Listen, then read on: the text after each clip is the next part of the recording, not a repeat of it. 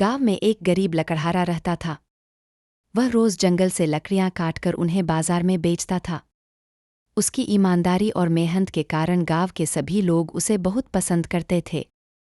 एक दिन लकड़हारा नदी किनारे लकड़ी काट रहा था कि अचानक उसकी कुल्हाड़ी नदी में गिर गई। वह बहुत परेशान हो गया क्योंकि वह उसकी रोजी रोटी का साधन था।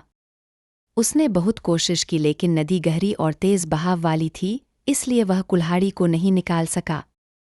उदास होकर वह नदी के किनारे बैठ गया और भगवान से प्रार्थना करने लगा। उसी समय नदी से एक देवता प्रकट हुए। देवता ने पूछा, क्या हुआ भाई, तुम इतने उदास क्यों हो? लकड़हारे ने पूरी घटना देवता को बता दी।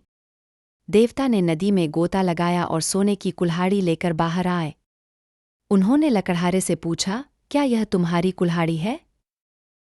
लकड़हारे ने ईमानदारी से कहा, नहीं, यह मेरी कुल्हाड़ी नहीं है।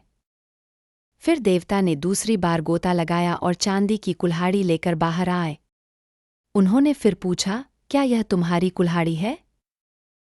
लकड़हारे ने फिर से कहा, नहीं, यह भी मेरी कुल्हाड़ी नहीं है। अंत में देवता ने तीसरी बार गोता लगाया और लकड़हारे की असली लोहे की कुल्हाड़ी लेकर बाहर आए। उन्होंने पूछा, क्या यह तुम्हारी कुल्हाड़ी है? लकड़हारे ने खुशी से कहा, हाँ, यही मेरी कुल्हाड़ी है। देवता उसकी ईमानदारी से बहुत प्रसन्न हुए और उसे सोने, चांदी और लोहे तीनों कुल्हाड़ियां उपहार में दे दीं।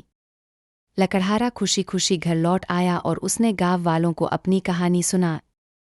गांव के सभी लोग उसकी ईमानदारी की तारीफ करने लगे।